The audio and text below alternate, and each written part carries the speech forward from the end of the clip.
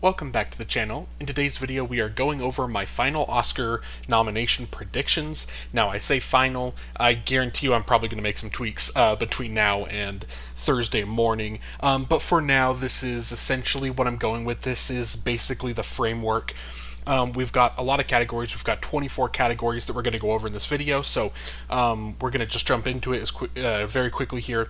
Now, in each of these categories, what we're going to do is I'm going to give you, essentially, we're going to start off with what my locks are. These are the ones that I'm like, there's no chance they miss, and if they miss, I'm going to just be completely stunned and blown away. These are the ones that I think are the safest picks. And then we'll move on to kind of like the next round. We'll kind of go one by one, just kind of like what I think is in, but maybe it's not necessarily a lock. And then we'll take a look at kind of like everything and really kind of analyze it and figure out what we're going into in the last categories. So anyway, yeah, let's just jump straight into this. Let's start off with Best Picture. I have 5 locks in this category. One Battle After Another, Sinners, Hamnet, Marty Supreme, Frankenstein. These are the ones I've been calling this the Big Five pretty much this entire award season. I mean, basically since Frankenstein kind of established itself up there in the upper echelon there of the Best Picture race. I mean, all of these films, like One Battle After Another, is obviously the most locked. Critics' Choice winner, Golden Globe winner, the actor, what do they call it? The actor ensemble or something. BAFTA, PGA, like it has everything. Sinners, Hamnet, Marty Supreme, Frankenstein, like they all have everything. They've all got PGA. They've all got BAFTA long list. I should mention that we don't have the BAFTA nominations yet, so these are just the long list mentions. If I mention anything that has BAFTA, I'm mentioning it as a long list. So those are the 5 locks. Now let's take a look at here. I'm going to put up on the screen just pretty much everything else that's kind of in consideration, and then we're going to go one at a time here over the next 4 films that I'm fairly confident in. First up is Sentimental Value. That has Critics' Choice, Golden Globe Drama, BAFTA long list, PGA. It's got everything. It's going to get in there. Next up, I think the next most safe is Begonia. That has Critics' Choice, Golden Globe Comedy, BAFTA, PGA. And then after that is The Secret Agent. I think has kind of worked its way up to where it is safe to me. It's got only really has kind of Golden Globe drama, but it's one of those that it's wasn't going to make it in certain places. Other places like SAG or technically we don't know yet BAFTA, but it didn't make the long list there. But some places only have 5 for their best picture, so it just hasn't really had, I think, as many chances. But again, it's been on such a surge. It had such a great Globes night that I think it's pretty safe that it's going to be in there. And then the 9th film that I'm pretty confident, like I'm not too stressed about missing, is Train Dreams. It only has Critics' Choice and PGA, but I'm pretty confident in it. So then let's flash up the contenders again, or everything else that we're looking for this 10th and final spot.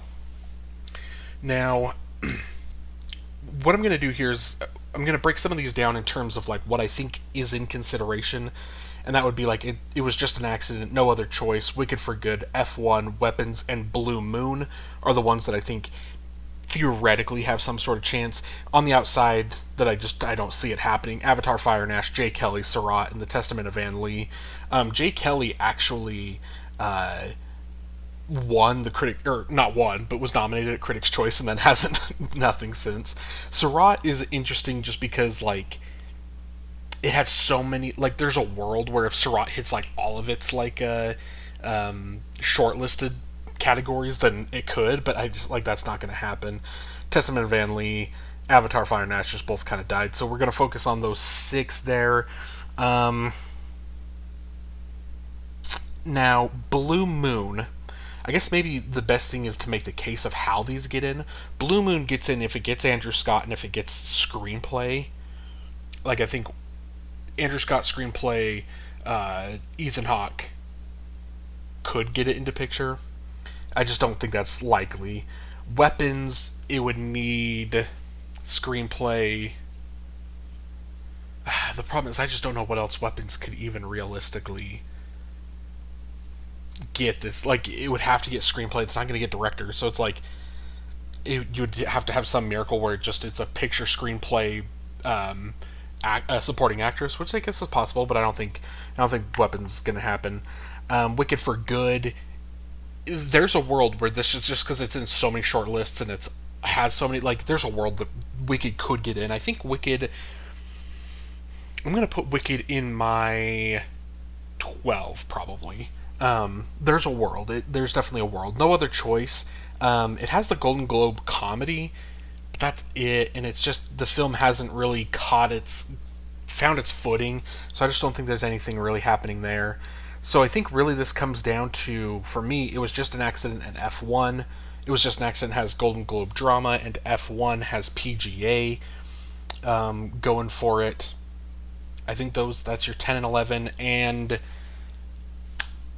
as of right now, I'm so close to picking F1, but for right now, I'm going to stick with it was just an accident at my number 10 slot in Best Picture.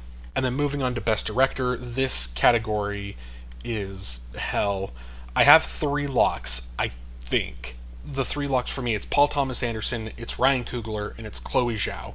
I would be stunned if any of those miss, although I see there's a world.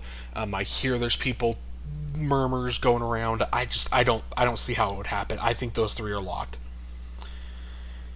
And then I'm not confident about anything else yet, so we're just going to kind of skip that second category. Let's put up the list of all the contenders here and talk about.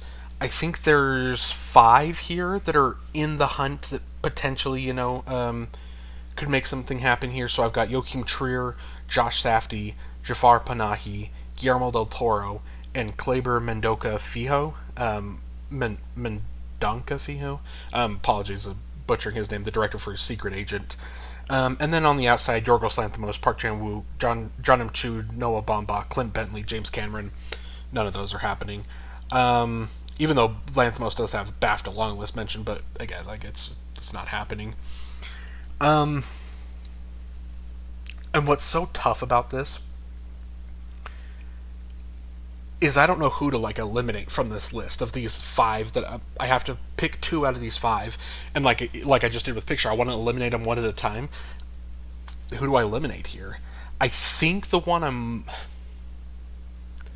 part of me can't shake the feeling of us getting like a random Guillermo del Toro nomination, but I'm gonna go ahead and cross him. I don't think it'll happen, even though he's got Critics' Choice, Golden Globe, and DGA. Like, he's got a lot going for him. I just don't think it's going to happen. Kleber Mendonca Fijo. I know a lot of people have been kind of making that as their kind of sleeper pick. He's been gaining a lot of traction. The Oscars, you have to remember, especially in the director's branch, they typically do this where they'll kind of bring in, a foreign director. I don't think it's going to be him. And so that leaves me with Josh Safdie and 2 foreign directors. And the first one I'm going to save here, I think Joachim Trier gets in. I'm going to put Joachim Trier in. He's got Critics' Choice, Golden Globe, BAFTA. I think he gets in. And now we're down between Safdie and Panahi. And I know the signs, like everything is saying go away from him.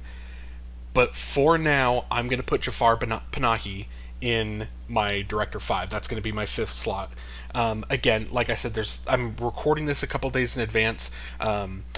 Once I get this uploaded, there's still going to be a couple days till nominations. And I should probably clarify this now as well. Like, I'm not an expert by any means. Someone made a comment on one of my videos a couple days ago and called me what did he call? But pretty much just calling me like an analyst, or calling me like someone that acting as if I do this, for a living.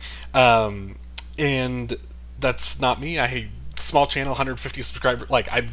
This is just, I'm just a big fan of the Oscars. I love kind of nominations. I love all of this. So for me personally, these are my predictions for now. I'm not opposed to listening to, Next Best Picture podcast, the Oscar Expert, Austin Burke, all these channels that I love that they do Oscar predictions. I'm not above watching them and letting them influence me. So for now, this is what I'm going with. But again, there's a chance I'll make a switch. And if I do make a switch before the nominations are announced on Thursday, when I do my reaction video, I'll start that video off by letting you know what changes I make. But for now, we're gonna go put Joachim Trier and Jafar Panahi.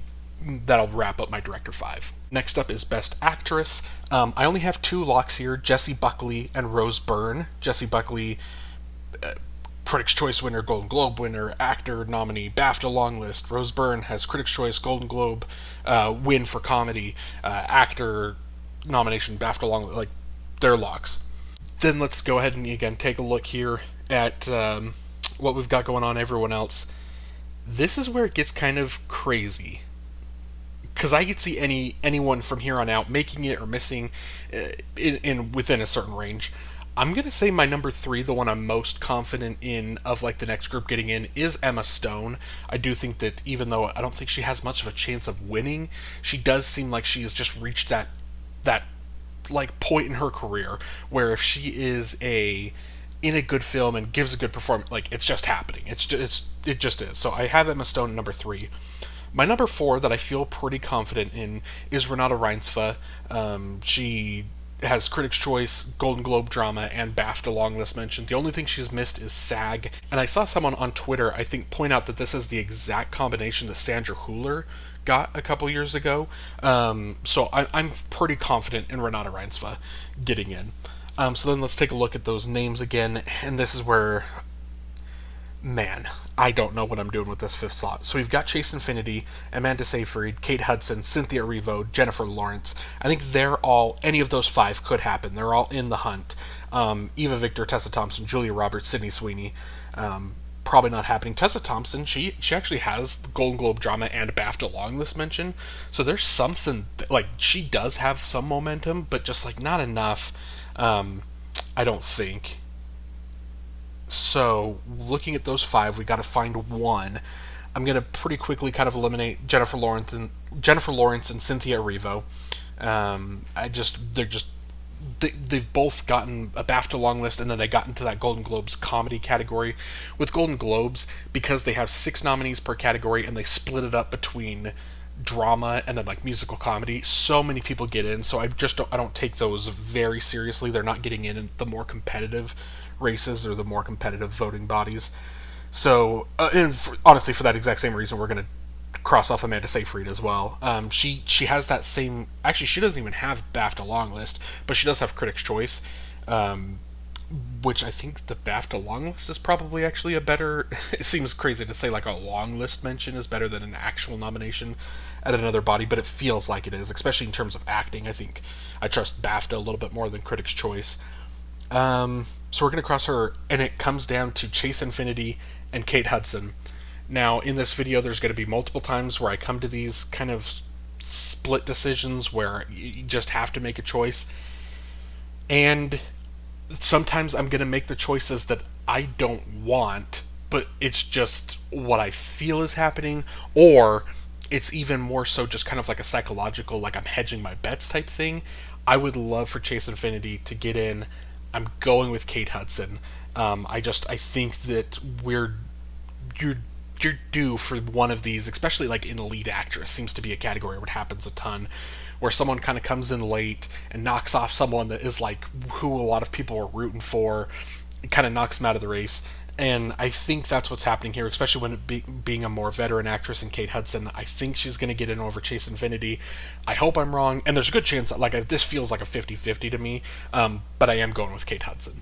And then Best Actor, I only have 2 locks in this category. It's Timothée Chalamet and Leonardo DiCaprio. Again, they've gotten everything. Timothée Chalamet has been winning everything. Like, they feel like they're locks. The third, and again, we'll put up the list here. The third name that I'm actually most confident in from here is Wagner Moura, and I am like 99%. Like, he is almost a lock to me, but at the end of the day, there's 4 people gunning for 3 slots here, and if he misses, like, I could see the world. I would be shocked, but it's not like I wouldn't be as stunned if it was Leo or Timmy. That's why I put Wagner in the 3 slot. In my 4, I'm going with Ethan Hawke. He has gotten Critics' Choice, Golden Globe comedy, actor nomination, and then BAFTA long list.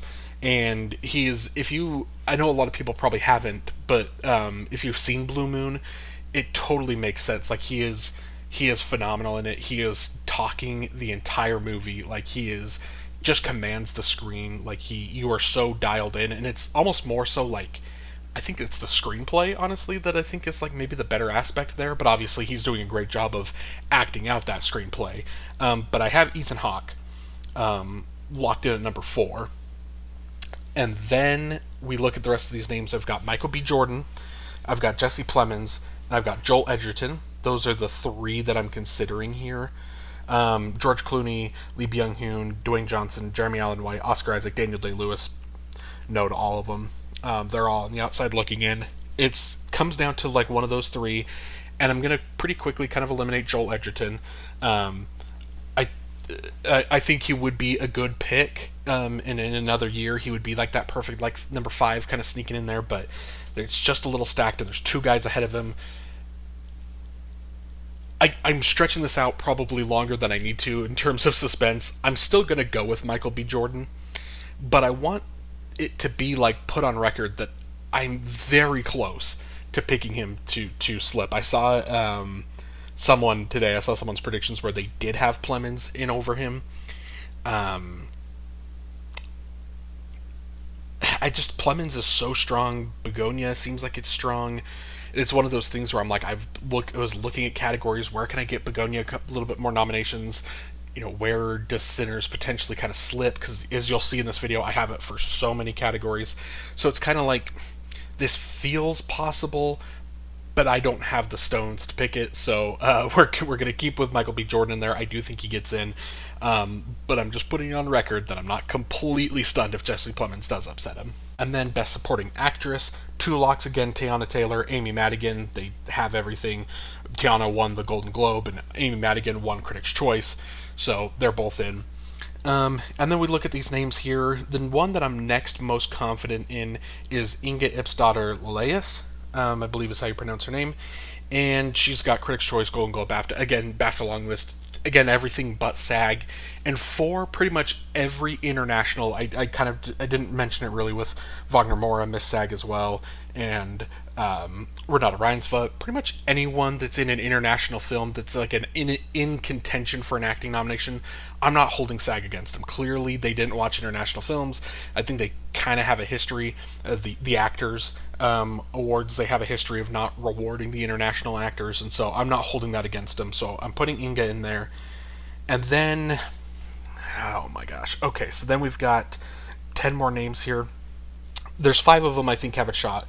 Wunmi Masaku, Ariana Grande, Odessa Azayan, Elle Fanning, and Gwyneth Paltrow. And then on the outside looking in is Regina Hall, Emily Blunt, Glenn Close, Emily Watson, Haley Steinfeld. We're going to toss all of them. None of them have a shot here. Out of this 5-pack that I think all has a shot, I think the one I'm the most quick to kind of toss here seems crazy, but it's Elle Fanning. I don't see it anymore. There was a time where it seemed like it was penciled in that both her and Inga Ipsdottir Leleus were both going to be like locks, but I just don't see it anymore. So Elle Fanning I don't think is happening. The next one I'm going to cross here is Gwyneth Paltrow, and the reason she made it farther than Elle Fanning, again, I just don't see it happening with Elle Fanning. I see a slight chance with Gwyneth Paltrow, because I don't know if you've been following my channel, if you've seen any of my predictions for these other bodies. I keep kind of predicting Gwyneth Paltrow. Like, I keep trying to make it happen because it feels like it's one of those that'll just happen. But now we've gotten to the point that if it does happen, it's going to be... I mean, she does have the BAFTA long list, so maybe we'll see if she gets the Oscar nomination and then makes BAFTA, and then maybe it makes a little bit more sense.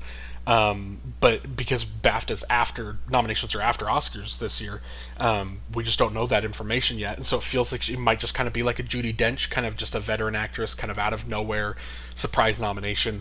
So that's why she made it as far as she did. I don't think it's really going to happen, though. So then we're down to 3, and what I'm going to do is the one I'm most confident in out of this 3-pack. We're going to put Wunmi Masaku in. She's got Critics' Choice, Actor nomination, BAFTA long list. Sinners is on a trajectory to tie or break the all-time record in nominations, and that doesn't happen unless Wunmi Masaku gets in, most likely, so I'm putting her in. And then it's down between Odessa Azayan and Ariana Grande for the last slot. Now, this is an interesting situation where Ariana has Critics' Choice, Golden Globe, Actor, BAFTA long list. She has everything. Odessa Azayan only has the Actor nomination and BAFTA long list. which is essentially she's on the. A lot of people are already kind of making the comparison. She's on the Monica Barbaro path from last year,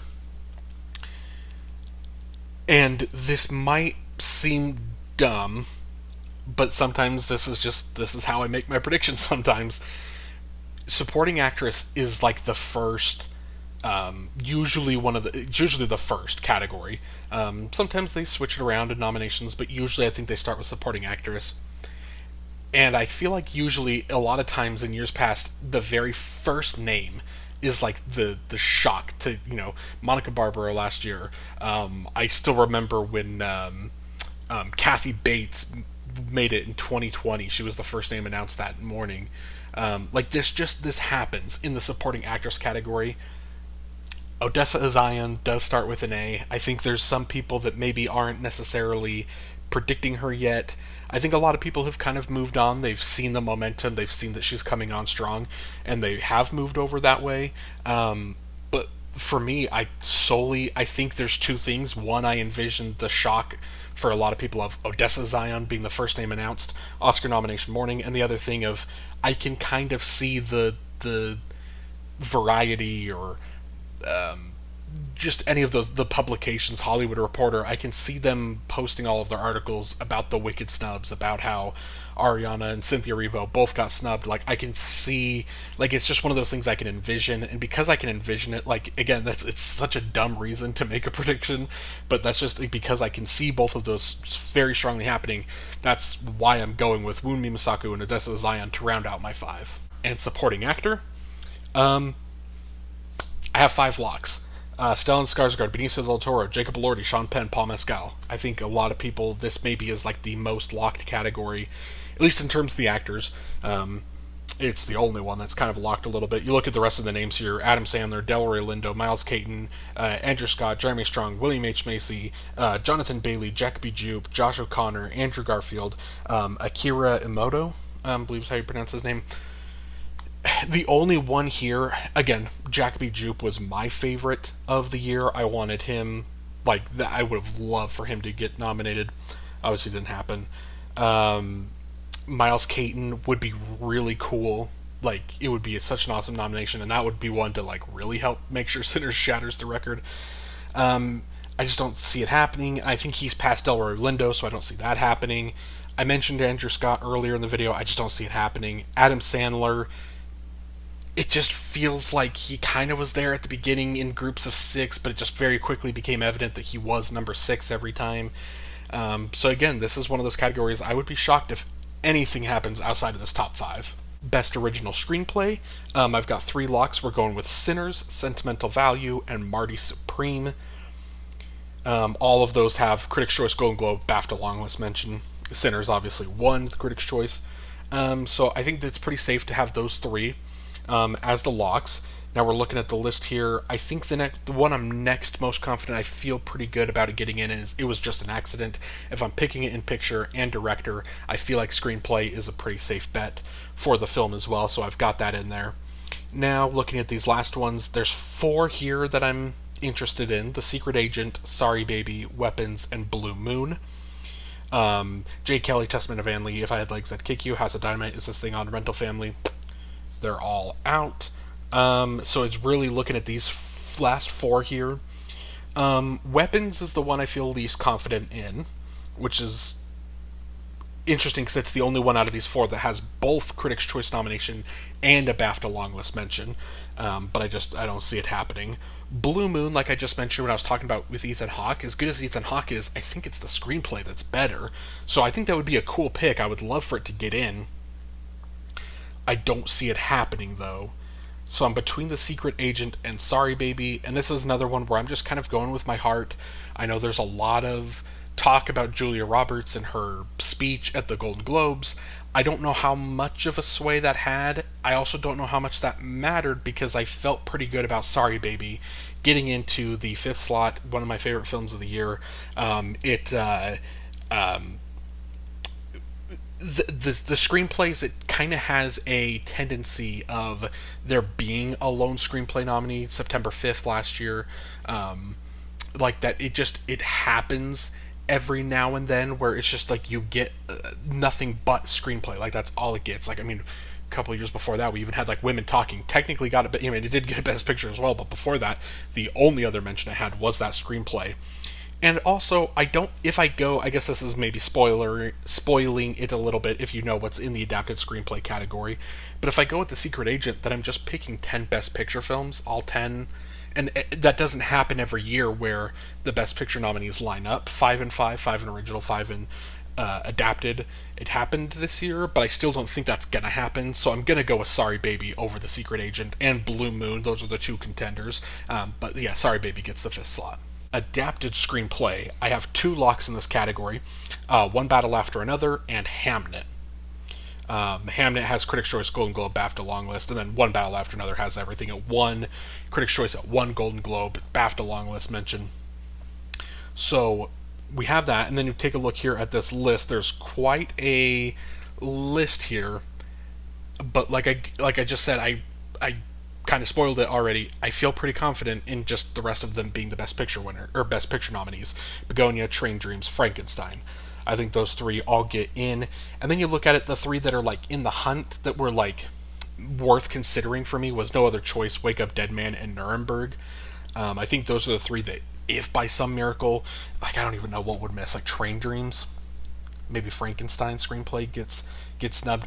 If one of those can gain some sort of momentum, Wake Up Dead Man I don't think really has much of a chance. And again, No Other Choice as well, because like I didn't think it really had a chance at picture. It's kind of stumbling everywhere. It's just on the outside looking in. The rest of that list: Wicked for Good, Springsteen, Life of Chuck, Die My Love, Long Walk, Hedda, Smashing Machine. None of those have a shot. It's. I really think this is just going to be those 5 Best Picture nominees. International feature, I've got The Secret Agent, Sentimental Value, and It Was Just an Accident as my 3 locks. It's pretty easy to say they're locks when I have them, all 3 of them, in Best Picture. I think that would be absurd if a film made Best Picture but didn't make international feature. Actually, now that I'm thinking, did that happen a couple years ago? Like a situation where, like, it, I guess it happens if it wasn't submitted by its country, but um, where all 3 of those are there. The 4th slot, I feel pretty safe about Surratt getting in that 4 slot. It has a lot of positive momentum. It had so many shortlist mentions at the Oscars. I think even at BAFTA, like it was on a lot of shortlists, and it made so many things. So like it just feels like there's positive energy for that film, which I can't say about No Other Choice. We look at the rest of this list. This is pretty much the shortlist categories here. I have, how many is this? 7 films that I could see any of these 7 happening. No Other Choice, The Voice of Henry Rajab, Sound of Falling, Left-Handed Girl, The President's Cake, Kuko, Belen. Any of those I could see happening. Late Shift, All That's Left of You, Palestine 36, and Homebound. I don't know a whole lot about any of these films, so it's like I'm not like dismissing things based off of actual like quality of the film or anything. I'm just dismissing them based off of just things I've heard about the films, or lack of things I've heard about the film. So we look at these contenders. Belen has Critics' Choice, but I don't see that happening. Kakuho, that has a couple shortlist mentions later on here in the Oscars, so I think that has some, it's interesting. The President's Cake, it actually got the DGA First Time Director nomination for the director of the film. Sound of Falling, I've heard some good things about. Really, I'm down between 3 films here. It's No Other Choice, The Voice of Henry Rajab, and Left-Handed Girl. Left-Handed Girl was the one that, again, it's a stupid thing, but it's just like, I've, like A Quiet Girl that came out, a couple that, or was in international a couple years ago. There's some films like that just gives me the same vibe of like not talked about a whole lot, and then it maybe is deemed the big surprise Oscar nomination morning. The thing is, there usually is a surprise in this category, and I think for the longest time, so many people are so comfortable with No Other Choice in the 5th slot. But the thing is, I think a lot of us have gotten pretty smart, or we're familiar with like the games that happen Oscar nomination morning. We're aware that there are these kind of surprises. And so I think so many people have already just kind of bailed on No Other Choice early. And so it's maybe not the biggest surprise. I am going with The Voice of Hind Rajab as the fifth nominee here. When I decided I was making this decision a couple of weeks ago, I thought I was going to be the one that was like going out on a limb, and then now I realize I feel like so many people have just bailed on No Other Choice that it's not that surprising. And again, this is one that's not to say anything about the quality of No Other Choice, but clearly the Academy, they decision to leave, they snubbed that a couple years ago, so they just don't necessarily love Park Chan-wook films the way that obviously the audiences do, and like so many people, like it would be awesome for it to get in. But this is kind of the sad reality, as you've seen now that I've kind of snubbed it in like all four of the categories it's kind of been in so far, so I don't expect a whole lot going for it Oscar nomination morning, because I do have The Voice of Hind Rajab in at number 5. Animated feature, two locks: K-pop Demon Hunters, Zootopia 2, or Zootropolis, on the BAFTA long list mention. So those are the two that are locked. There's quite a list here, but I think this is pretty easy. The next film I'm most confident in is Little Amelie or The Character of Rain, and then also Arco. Those are the two that I'm not, like, they're not locked, but like I'm pretty confident. I don't know anything about either of the films, but they've gotten everything: Critics' Choice, Golden Globe, BAFTA long list. Like, it's just, it's happening, I think, for those two films.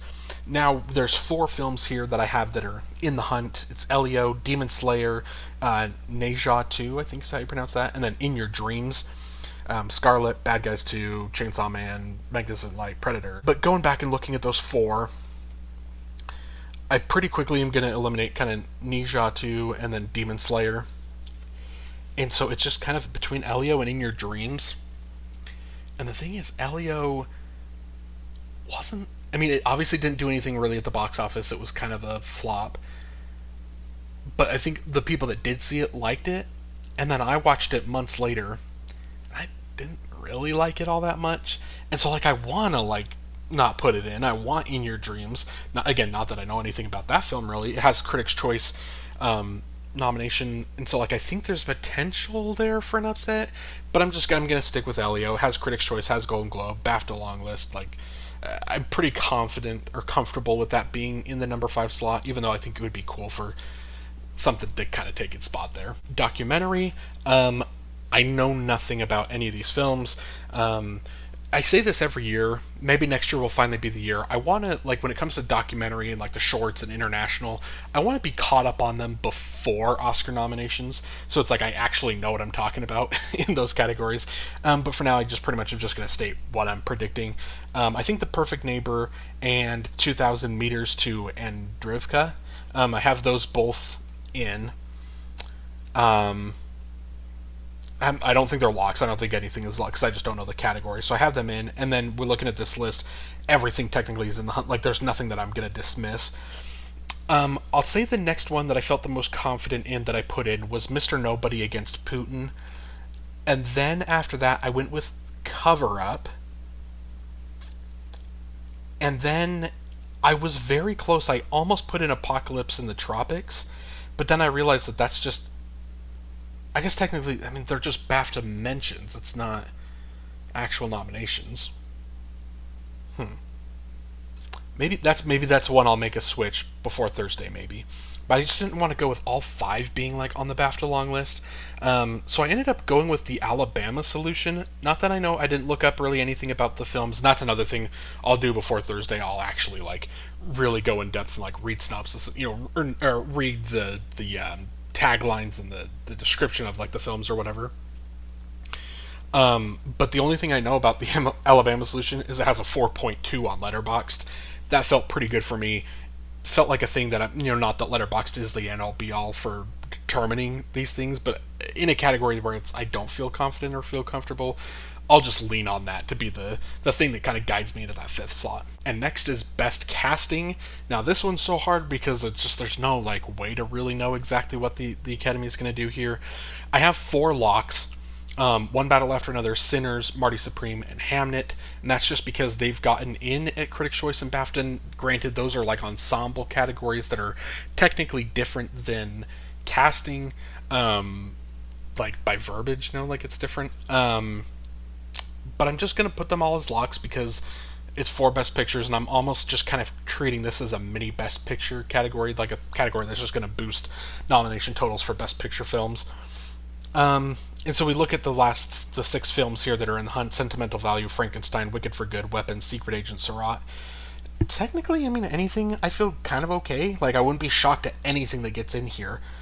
Um, but I think ultimately I'm kind of between the Secret Agent, Frankenstein, and Sentimental Value, again, because I'm treating this as like a mini Best Picture. And of the 3, I'm going to go with Sentimental Value. I don't know if that's necessarily a good thing. Like, I'm just thinking of it because if it's getting 4 actors, right? Or just 3. Yeah, I just have it getting 3 because I have Elle Fanning out. So if I'm predicting it to get 3, like, acting nominations, like, that feels like you did a pretty good job casting. That's kind of my logic. So I'm going with Sentimental Value in that 5th slot. But again, I wouldn't be really shocked at anything there. Best Editing. We've got 4 locks in this category: One Battle After Another, Sinners, Marty Supreme, and F1. First of a couple mentions coming up here for F1. Looking at the rest of this list, Hamnet, Sentimental Value, Frankenstein, No Other Choice, and Begonia are the 5 that I think are in the hunt there. A House of Dynamite, Wicked for Good, Weapons, It Was Just an Accident, Avatar, Fire and Ash, Secret Agent, I don't think have a chance. Although I should mention that House of Dynamite does have Critics' Choice and BAFTA Longlist mentions, so like that is pretty good for that film. Like, that technically is more than the 5 I'm choosing between. And this is, if you notice, I mean, technically, if you take out F1, this is also kind of like a Best Editing is always kind of like a mini Best Picture, and it's usually like a lot of the top end Best Pictures. It usually is like 4 or 5 of the Best Picture nominees, and then if it's only 4, then there is one kind of sports or car movie, and that obviously is F1 this year. I don't really have much of an I honestly probably can toss No Other Choice. That's probably not going to be in here either. So it's really kind of those 4 that I'm choosing between. And I'm going to give the edge to Frankenstein. It's not like, it's just a gut feeling. There isn't anything saying that it should absolutely get in over Hamnet or Sentimental Value or Begonia. Honestly, this is one, I'm going to put a pin in this one here because I have a feeling that Begonia isn't going to get as many nominations on my predictions as I think it's going to get at the actual Oscars. And so this is one of those categories where I'm going to put a pin in here. I think Frankenstein is what I'm picking for now, but don't be surprised if I switch to Begonia by Thursday morning, because I think Begonia is going to get in a couple more categories than we're giving it credit for, and the editing is really, really good at Begonia. I mean, obviously it's good in all of these. They wouldn't make this this point of the race if they weren't good. But I'm going to stick with Frankenstein for now, but that's one. Tune in Thursday morning, see if I make the switch on that. Best Cinematography, I have 4 locks. It's Sinners, One Battle After Another, Frankenstein, Train Dreams. Those all have Critics' Choice nominations, BAFTA Long List, and ASC, the American Society of Cinematographers. Is that what it stands for? Looking at this list, we've got 4 that I think are in the hunt: Hamnet, Marty Supreme, F1, and Nouvelle Vague. The reason I put Nouvelle Vague in there is just because it's black and white. So I think there's typically one of those get in there. Most years, you think back to I'm drawing a blank on the name of that film that came out a couple years ago that was on Netflix. El Conde. Is that what I'm thinking of? On the outside, Begonia, honestly, that one might actually... Begonia's closer to being in the race than outside. I should put that in the hunt. Outside, Sentimental Value, Wicked for Good, Ballad of a Small Player, Die My Love, Surratt, Sound of Falling, Song Sung Blue. What I'm going to do... It feels boring, but I think the 5th slot, I'm going to go with Marty Supreme, because that's the other film that has the ASC nomination. So technically I'm just kind of copying the ASC lineup there, but I think that's a pretty safe play to get 4 out of 5 at the Oscars, if not all 5 out of 5. So again, it seems kind of boring, but that's what I'm going to do here in Cinematography. Production Design, I only have 2 locks here. We've got Frankenstein and Sinners. Those I feel really good about. Um, and then you look at this list here. There is a couple that I feel pretty good about. Hamnet and Marty Supreme. I think those are both in. I don't think they're locks, but I think they're in. And then we need one more here, and I think there's four that I'm considering: Wicked for Good, Avatar: Fire and Ash, One Battle After Another, and the Fantastic Four: First Steps. Testament of Van Lee, Begonia, Phoenician Scheme, Kiss of Spider Woman, Secret Agent. Those are gone. Now here, I'll tell you, I'm putting Wicked for Good in the fifth slot, but I'm extremely nervous about Fantastic Four. Like I feel like that could happen. It has Critics' Choice and BAFTA long list, which is the exact same package that Wicked for Good has. It's the same package Marty Supreme has. Actually, duh. I mean, those. It's the same package as everything that I just said. Hamnet, Sinners, Frankenstein. Technically, Frankenstein won Critics' Choice, but I mean, it got the nomination. It's the same list because Critics' Choice is the only other place that's had a production design category so far. And so the fact that it got in those, then got on the short list here, there's something happening with Fantastic Four. It feels like that maybe it gets into production design. But I'm going to stick with Wicked for Good for now, because also, if you've noticed, I don't think I've put Wicked for Good in anything yet, and it's going to start racking up a couple nominations here, so it's going to start here with production design. But also, don't be surprised if maybe I make that switch to Fantastic Four on Thursday. Costume design. I have three locks. It's Frankenstein, Sinners, Wicked for Good. I feel pretty comfortable about those three getting in. Looking at this list, there's multiple options there, but the next one I'm most confident in is Hamnet. I think it's going to get in. I wouldn't be shocked at that. And then there's four films that I think are in contention here: Marty Supreme, The Testament of Van Lee, Hedda, and One Battle After Another. I've heard Kiss of the Spider Woman. I've heard the costumes are pretty good in that, but I haven't seen the film and I don't know a whole ton about it, and so hard for me to kind of pick it there. Secret Agent, Begonia, Superman, Phoenician Scheme, Springsteen. I don't think any of those are happening. In this list, I don't think the Testament of Van Lee is happening because the film has just been dead. It's been non-existent. Hedda, Marty Supreme, One Battle After Another. I think ultimately I'm going to go with One Battle After Another. I think it kind of gets in there. There's some pretty memorable, iconic costumes that some of our main characters are wearing in that film.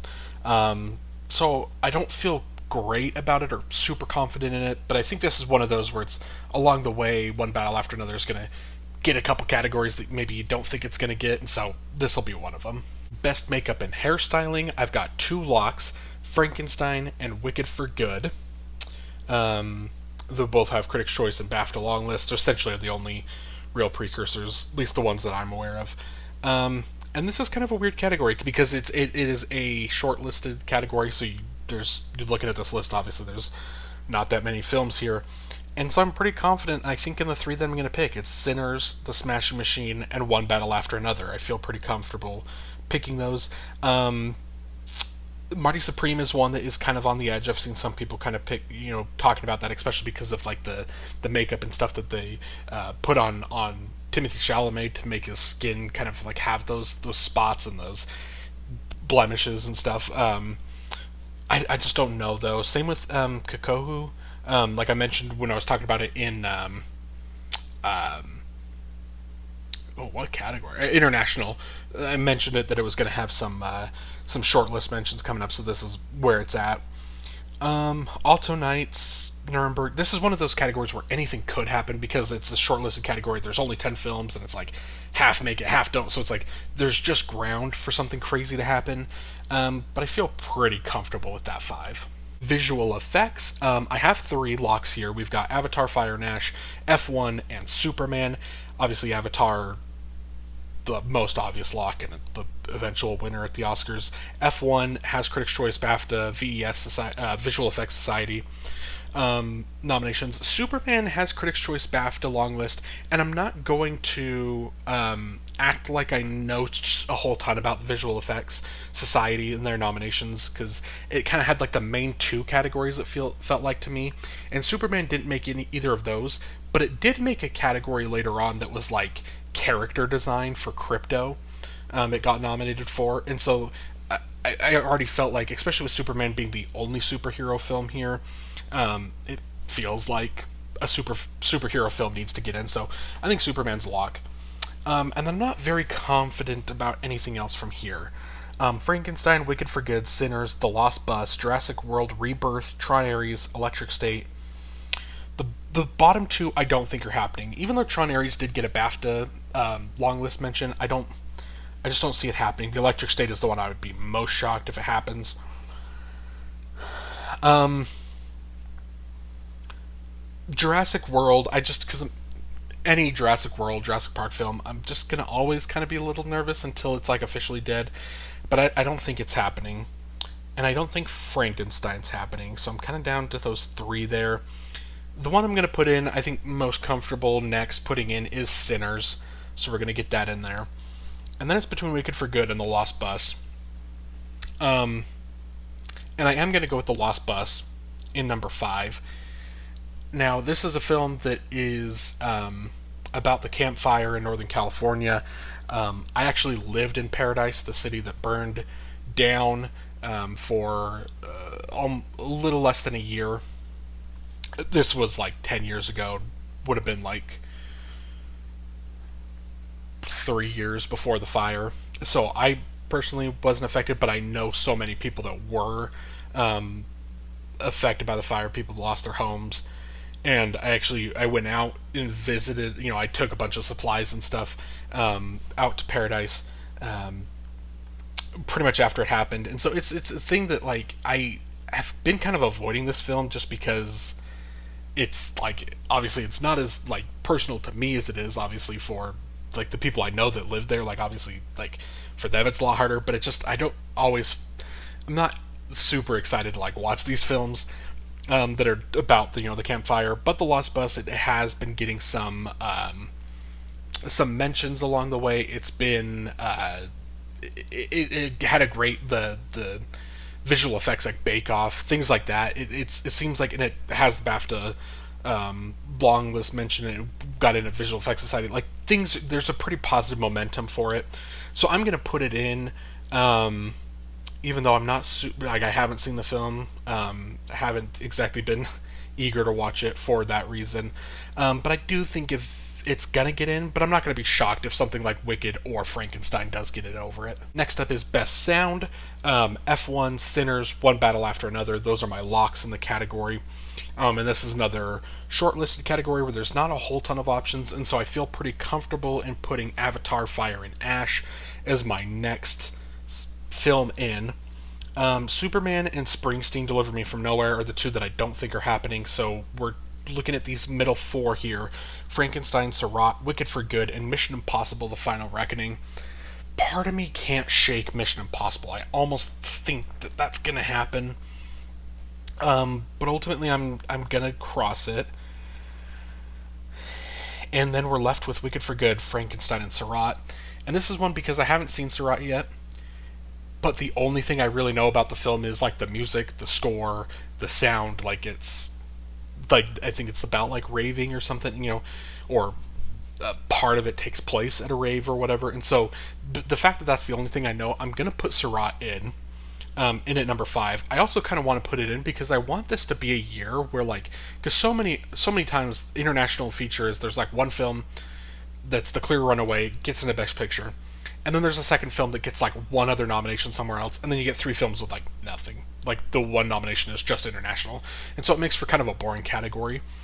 This year I want there to be chaos, because obviously I'm picking three of them to be in Best Picture. I'm picking It Was Just an Accident in Screenplay and Director, and I'm picking Secret Agent in Picture and Actor and not Screenplay. What was the other category I had it in? Oh, maybe that was it. Maybe that's all I have it for is Picture, Actor, International. But anyway, but then like Seurat, if it gets into international, it gets into sound. Like if these films if they start kind of getting into other categories, it makes for a more fun, competitive category where it's like there's so many other things going on with each of the nominees. That's what I'm kind of rooting for. So that's why I'm going with Seurat at number five. Then we've got Best Score. I have three locks here: Sinners, One Battle After Another, Hamnet. They all have Critics' Choice, Globe, BAFTA, and Long List. And then looking at this list, there's a lot of options here that I'm kind of like interested in, but at the same time, there's two that I feel the most confident in, and that's Frankenstein and Marty Supreme. Marty Supreme didn't get Golden Globe nomination, but it does have Critics' Choice and BAFTA long list. Frankenstein did get that Golden Globe. The one I'm kind of interested in here is F1 because it's Hans Zimmer and it's gotten Critics' Choice and Globe. It doesn't have the BAFTA long list mentioned, so that's interesting. And then the other one I'm kind of interested in here, I guess I should say Seurat, because I just mentioned talking about it. I don't think it's going to get in, but I talked about like the score and the sound being a thing that I know about the film. The other one here is Begonia, and this is one that we'll see on Thursday if I make a switch to Begonia. Maybe I put that in over Marty Supreme. Because again, I think Begonia, I don't have it getting enough nominations. I think it's going to get some more things than what I'm predicting, so we'll see. But for now, I'm going with that 5 that I mentioned. Best Original Song. There's 4 locks here to me. At least there's 3 locks. I feel comfortable in a 4th. The 3 locks are Golden from K-Pop Demon Hunters, I Lied to You from Sinners, Dear Me from Diane Warren, Relentless, like it's gonna happen, and I think The Girl in the Bubble, I think, is getting in. I think it's a lock. I've seen a lot of people kind of dropping it, but I still think it's gonna happen. Now, one thing I love doing every year, I almost did a video, I just didn't have the time to put it together. But one thing I love doing when the short lists come out is I just love listening to all the original songs. I go on Spotify, I find the playlist, and I just listen to all the songs. And so even though I'm not familiar with the films, I'm pretty familiar with all of these songs. And there's a lot of them that I really like. One of my favorites, and I've heard some people say they don't really like it, but one of my favorites, it's in one of my films in the hunt, is Train Dreams, from Train Dreams, so I'm going to put that in at number 5. It has Critics' Choice, it has Golden Globes, like it's got the precursors. The other films I was or other songs I was considering, No Place Like Home, Last Time I Seen the Sun, Dream Is One, and Drive. Last Time I Seen the Sun would be, like, if I could have my pick, my 5, I would go with I Lied to You, Last Time I Seen the Sun,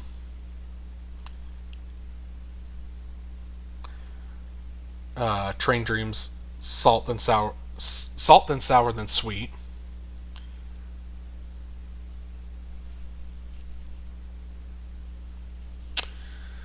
Oh man, maybe Our Love, is that the one from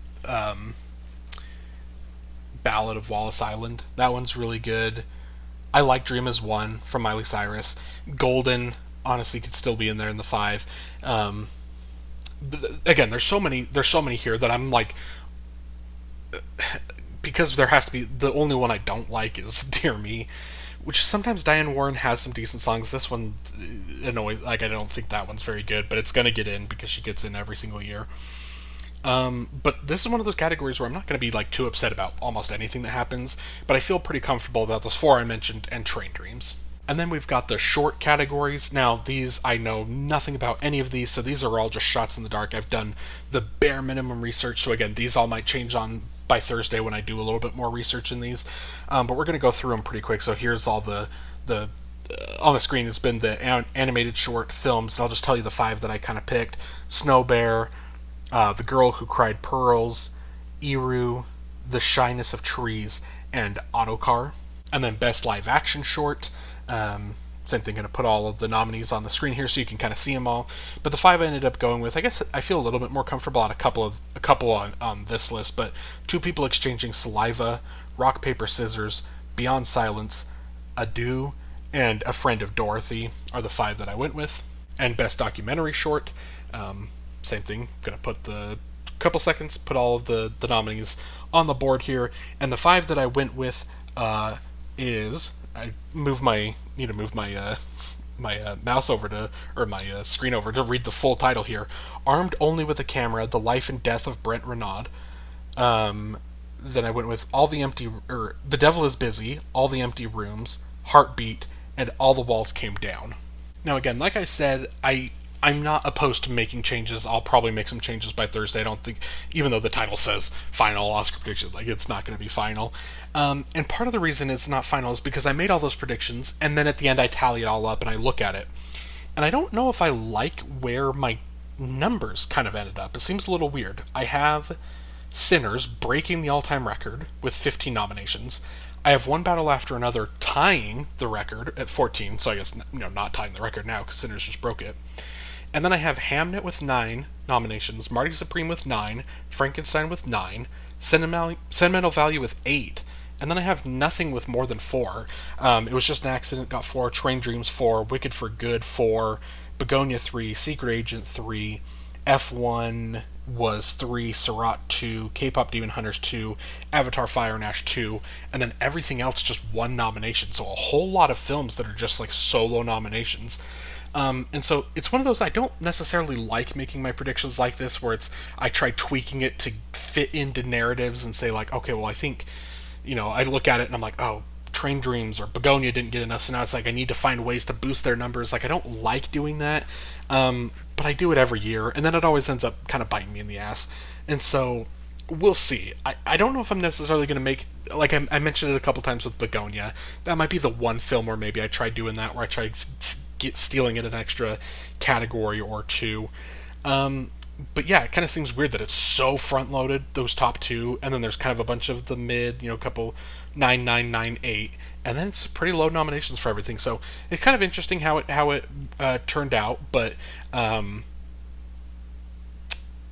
yeah, I don't know. We'll see. Again, I'll let you know by Thursday, or at my reaction video Thursday morning. If I do make any changes, I'll let you know.